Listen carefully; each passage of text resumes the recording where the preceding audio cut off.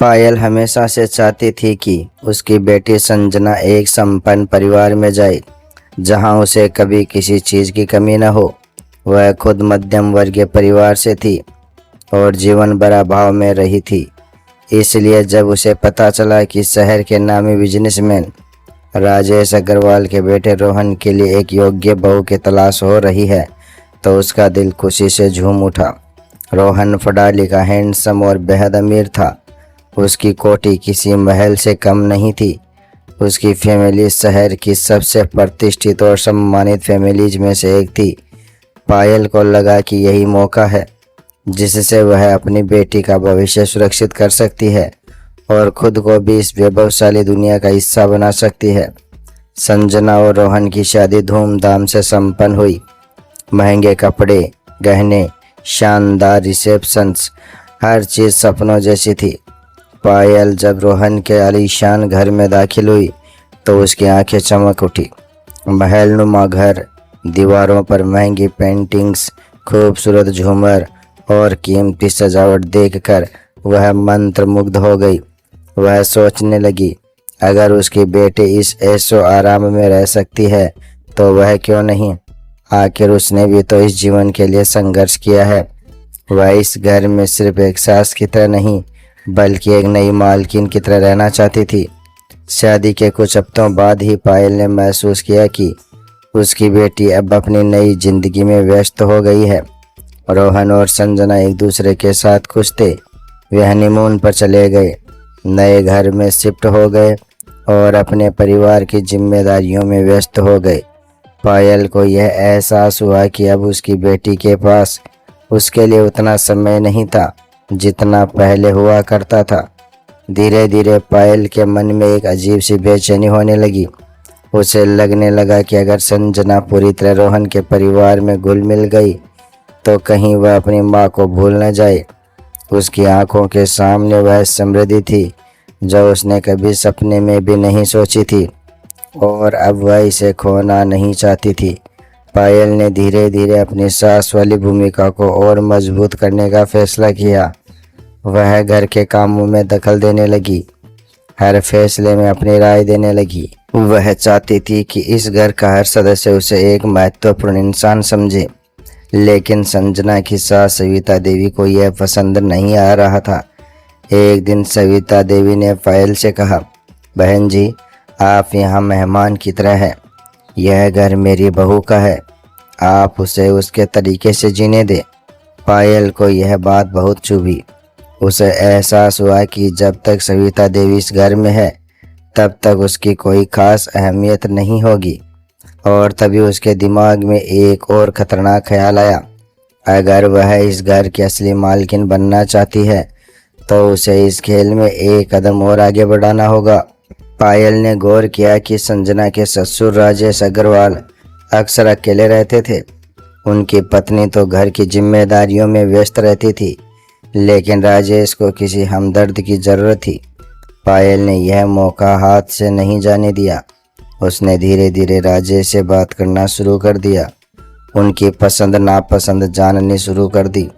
वह उनके अकेलेपन का फायदा उठाने लगी। धीरे धीरे राजेश को भी पायल की बातें अच्छी लगने लगी। उसे लगता कि पायल उसकी बहुत परवाह करती है। वह हमेशा उसकी पसंद के खाने की तारीफ करती, उसकी हर छोटी बड़ी बातें ध्यान से सुनती। राजेश को पहली बार लगा कि कोई उसे समझता है। संजना को धीरे धीरे इस बदलाव का एहसास होने लगा। उसे अपनी माँ के व्यवहार में बदलाव नजर आ रहा था। पहले वह उससे कहती थी कि वह अपनी सास को अनदेखा करे, अब वह खुद उसके ससुर के करीब जाने की कोशिश कर रही थी। एक दिन उसने अपनी माँ को राजेश के कमरे से निकलते हुए देखा। उसने जब माँ से पूछा तो पायल ने हंसते हुए टाल दिया, अरे बेटा, मैं बस उनसे हालचाल पूछने गई थी। लेकिन संजना का मन नहीं माना। उसे लगने लगा था कि कुछ तो गड़बड़ है। वह अपनी माँ की चाल को समझने की कोशिश करने लगी। एक दिन पायल ने अपने असली इरादे संजना के सामने जाहिर कर दिए। उसने कहा, बेटा, मैंने तुम्हारी शादी एक अमीर घर में करवाई ताकि तुम्हारा भविष्य सुरक्षित हो, लेकिन अगर मैं भी इस घर का हिस्सा बन जाऊं तो क्या बुरा है। आखिरकार मैं भी अकेली हूँ और तुम्हारे ससुर भी अकेले हैं। अगर हम दोनों एक दूसरे का सहारा बन जाएं तो इसमें गलत क्या है। संजना को यकीन नहीं हुआ कि उसकी माँ इस हद तक जा सकती है। उसे समझ में नहीं आ रहा था कि क्या वह अपनी माँ को रोके या इस अजीब रिश्ते को स्वीकार करे। पायल के मन में एक नई महत्वाकांक्षा जन्म ले चुकी थी। अब वह सिर्फ संजना की माँ नहीं रहना चाहती थी, बल्कि इस घर की असली मालकिन बनने का सपना देख रही थी। राजेश अग्रवाल के करीब जाने के उसके प्रयास दिन ब दिन बढ़ते जा रहे थे। वह अब खुलकर उनके प्रति अपना स्नेह दिखाने लगी थी। राजेश भी पायल की इस देखभाल और कोमल व्यवहार से प्रभावित हो रहे थे। उन्हें लगने लगा कि सालों बाद कोई उनकी फिक्र कर रहा है, उनसे बातें कर रहा है और उनकी भावनाओं को समझ रहा है। सविता देवी अपने सामाजिक दायित्वों में इतनी व्यस्त रहती थी कि राजेश को कभी भी अपने दिल की बात कहने का मौका नहीं मिला था। ऐसे में पायल के साथ बिताए गए पल उन्हें सुकून देने लगे थे। संजना को अपनी माँ के व्यवहार में बदलाव स्पष्ट रूप से दिखने लगा था। पहले जहाँ वह उसकी शादी और ससुराल की हर छोटी बड़ी बातों में दखल देती थी, अब उनकी पूरी रुचि सिर्फ राजेश अग्रवाल में थी। वह उनके लिए खास पकवान बनाती, उनके स्वास्थ्य का ध्यान रखती और यहाँ तक कि उनके साथ लंबी बातचीत भी करती। एक दिन जब संजना अपने कमरे से बाहर निकली तो उसने देखा कि उसकी माँ और ससुर बगीचे में टहल रहे थे और हंसते हुए बातें कर रहे थे। पायल के चेहरे पर जो चमक थी वह सामान्य नहीं लग रही थी। संजना ने रोहन से कहा, मुझे अजीब लग रहा है, माँ कुछ ज़्यादा ही पापा के करीब जा रही है। रोहन ने इसे मजाक में उड़ा दिया, अरे इसमें गलत क्या है। अगर तुम्हारी माँ और मेरे पापा अच्छे दोस्त बन रहे हैं तो इससे कोई नुकसान नहीं है। लेकिन संजना का दिल मानने को तैयार नहीं था। उसे लग रहा था कि उसकी माँ के इरादे कुछ और है। सविता देवी को भी पायल की हरकतें खटकने लगी थी। उन्होंने राजेश से बात की, मुझे नहीं लगता कि पायल का इस घर में इतना रुकना ठीक है। वह हमारे हर मामले में हस्तक्षेप करने लगी है। राजेश ने हंसते हुए कहा, अरे तुम बेवजह चिंता कर रही हो। पायल अकेली है, उनकी बेटी यहाँ है तो वह भी यहाँ समय बिताना चाहती है, इसमें गलत क्या है। लेकिन सविता देवी का दिल इस जवाब से संतुष्ट नहीं था। उन्हें लग रहा था कि पायल का मकसद कुछ और है। पायल ने धीरे धीरे अपने पत्ते खेलने शुरू कर दिए। उसने राजेश से अपने जीवन की तकलीफें साझा करनी शुरू की। एक दिन उसने भावुक होकर कहा, राजेश जी, पूरी जिंदगी मैंने संघर्ष में काटी है। मेरी शादी बहुत कम उम्र में हो गई थी। पति का स्वभाव भी अच्छा नहीं था। मैं बस संजना की खुशी चाहती थी, इसलिए मैंने उसे इस घर में शादी करने के लिए प्रेरित किया। राजेश को पायल के प्रति सहानुभूति होने लगी। उन्होंने कहा, आपने बहुत कुछ सहा है पायल जी, लेकिन अब आप निश्चिंत रहिए, यह घर आपका भी है। पायल के चेहरे पर एक हल्की मुस्कान आ गई। अब उसे यकीन हो गया था कि उसकी योजना सही दिशा में जा रही है। संजना अपनी माँ की इस बढ़ती दखलंदाजी को अब और नज़रअंदाज नहीं कर सकती थी। उसने एक दिन अपनी माँ से साफ साफ पूछ लिया, माँ क्या चल रहा है, आप पापा के साथ इतना समय क्यों बिता रही है। पायल ने मुस्कुराते हुए कहा, बेटा मैं बस इस परिवार का हिस्सा बनना चाहती हूँ, तुम्हें कोई दिक्कत तो नहीं है ना। संजना चौंक गई। उसे अपनी माँ के शब्दों में एक छिपा हुआ इशारा दिखा। उसने कड़े स्वर में कहा, माँ इस परिवार का हिस्सा बनने का क्या मतलब है। आप मेरी माँ है, बस उतना ही रहिए, इससे ज़्यादा कुछ मत सोचिए। पायल ने कोई जवाब नहीं दिया, लेकिन उसके मन में अब एक ठोस फैसला बन चुका था। वह इस घर की असली मालकिन बने बिना पीछे नहीं हटेगी। इसी बीच एक दिन घर में एक बहुत बड़ी घटना घटी। रात के खाने के बाद सभी लोग अपने अपने कमरों में थे। तभी एक तेज आवाज़ आई। सभी लोग हड़बड़ाकर बाहर निकले। देखा तो सविता देवी जमीन पर गिरी हुई थी और बेहोश थी। डॉक्टर को बुलाया गया। जांच के बाद उन्होंने बताया कि उन्हें किसी तरह का जहर दिया गया था, लेकिन वह बच जाएगी। पूरे घर में हड़कंप मच गया। सवाल उठने लगे कि आखिर यह किसने किया। संजना की नज़र पायल पर थी। लेकिन वह कुछ कह नहीं पाई। क्या यह महज एक संयोग था या पायल ने अपने रास्ते का सबसे बड़ा कांटा हटाने की कोशिश की थी? सविता देवी के जहर खाने की घटना ने पूरे घर को हिलाकर रख दिया था। डॉक्टरों ने बताया कि अगर उन्हें कुछ घंटे देर से अस्पताल लाया जाता तो उनकी जान भी जा सकती थी। इस घटना के बाद घर में हर कोई सदमे में था। संजना इस हादसे को महज एक संयोग मानने को तैयार नहीं थी। उसकी नज़रें पायल पर टिकी थी, लेकिन उसके पास कोई ठोस सबूत नहीं था। राजेश अग्रवाल इस घटना से बुरी तरह टूट चुके थे। वह अपने कमरे में बंद हो गए थे और किसी से भी बात नहीं कर रहे थे। पायल अपने चेहरे पर चिंता का मुखौटा लगाए पूरे घर में घूम रही थी। वह सबसे सहानुभूति बटोरने की कोशिश कर रही थी। उसने राजेश के पास जाकर कहा, राजेश जी, मैं बहुत दुखी हूँ कि सविता जी के साथ ऐसा हुआ। मैं उनकी देखभाल करना चाहती हूँ। आखिर वह इस घर की सबसे बड़ी सदस्य हैं। राजेश ने उसकी तरफ देखा और धीरे से कहा, आपका यह स्वभाव बहुत अच्छा है पायल जी। मैं आपके इस सहयोग का आभारी हूँ। यही शब्द सुनने के लिए पायल ने यह नाटक रचा था। उसकी चालें कामयाब हो रही थी, लेकिन संजना उसकी हर हरकत पर नज़र रख रही थी। संजना ने अपनी माँ को अकेले में बुलाया और बिना किसी भूमिका के सीधे पूछा, माँ, क्या आप सच में चाहती है कि पापा आपको इस घर में एक और रिश्ता देकर स्वीकार करें? पायल चौंक गई। उसने खुद को संभालते हुए कहा, बेटा, तुम यह क्या कह रही हो? मैं तो बस इस घर में सबका भला चाहती हूँ। लेकिन संजना धोखा खाने वालों में से नहीं थी। उसने अपनी माँ की आंखों में झांका और कहा, माँ, अगर आपने अपनी सीमाएं लांघने की कोशिश की तो मैं आपको रोकने के लिए किसी भी हद तक जाऊंगी।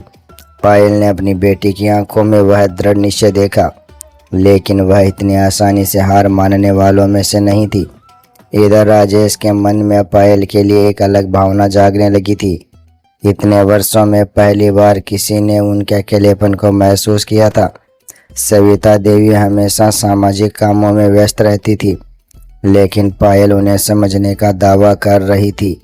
एक दिन जब राजेश अपने कमरे में अकेले बैठे थे, पायल उनके पास आई और बोली, राजेश जी, क्या आप मुझसे कुछ बातें साझा करेंगे?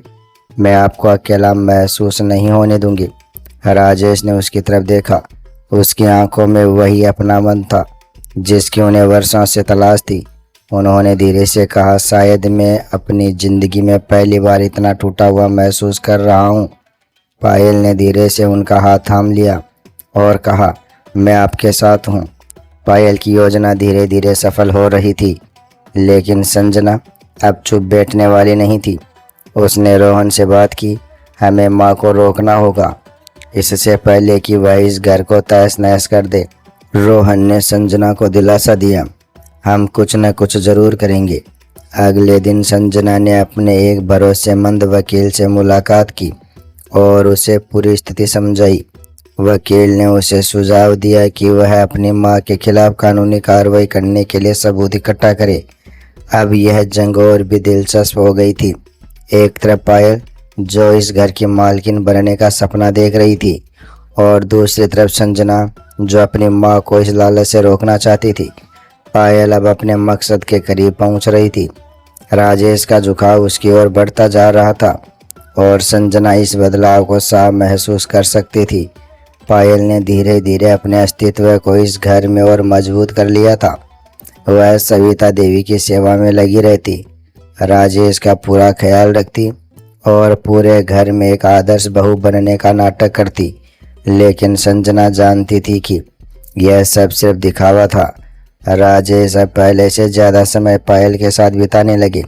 वह उसकी बातों को ध्यान से सुनते, उसकी तारीफ करते और उसकी मौजूदगी से सुकून पाने लगे थे।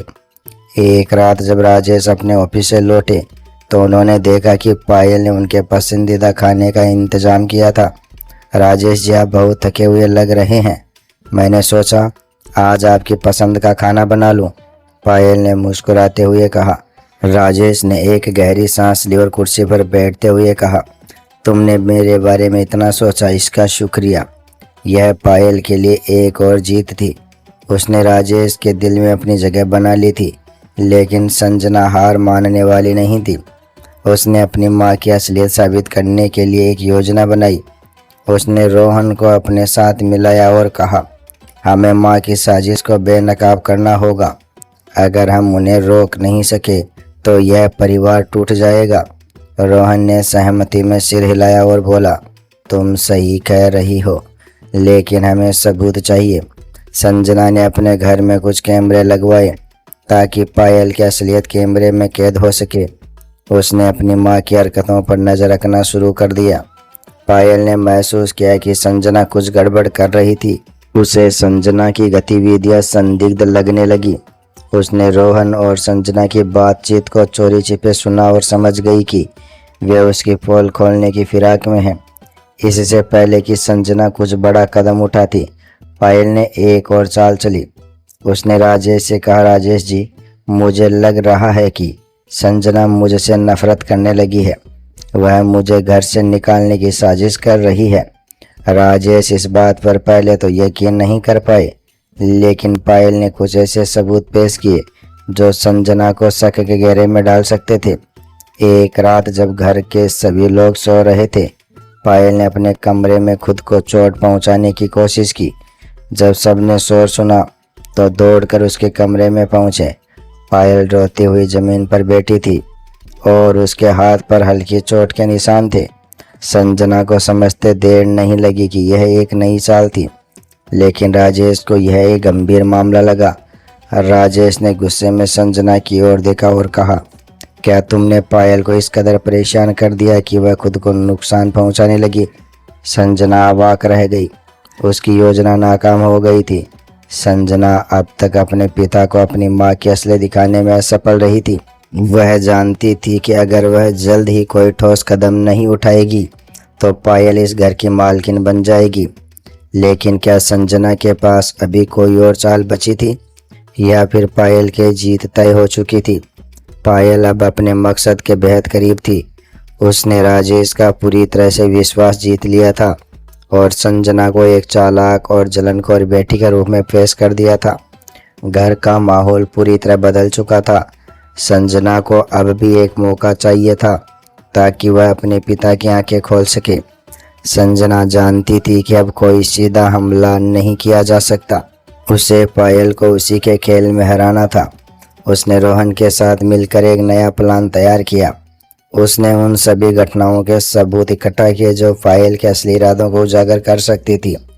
एक रात संजना ने सबूतों से भरी एक फाइल तैयार की और उसे राजेश को दिखाने का फैसला किया। लेकिन इससे पहले कि वह कुछ कर पाती, पायल ने एक और चाल चल दी।